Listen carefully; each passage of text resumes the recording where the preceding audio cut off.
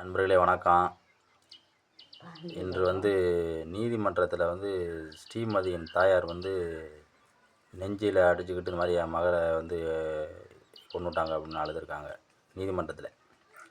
இந்த வழக்கு நீதிமன்றத்தில் இருக்கிறதுனால நம்ம எதுவும் பேசக்கூடாது. இருந்தாலும் நான் என்ன சொல்கிறேன்னா, இப்போ பள்ளிக்கூடம் நடத்துகிறவன் போகிறேன், சாராய கடை வச்சவன், கோழி கடை வச்சவன், கோழி பண்ணை வச்சுருந்தவன், ரியல் எஸ்டேட் பிஸ்னஸ் பண்ணவன் பூரா பார்த்தீங்கன்னா திருட்டு போய் எல்லாம் தனியார் பள்ளிக்கூடத்துக்கு என்னைக்கு வந்துச்சோ இவன் பூரா எல்லாம் எவனுமே எல்லாரையும் கூட சொல்ல முடியாது.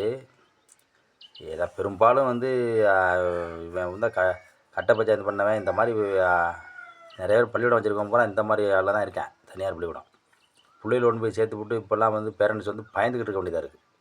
அதனால் அரசு முழுசாக அரசுடைய கட்டுப்பாட்டில் அனைத்து பள்ளிக்கூடமும் இருக்கணும். அதான் மக்களுக்கு நல்லது.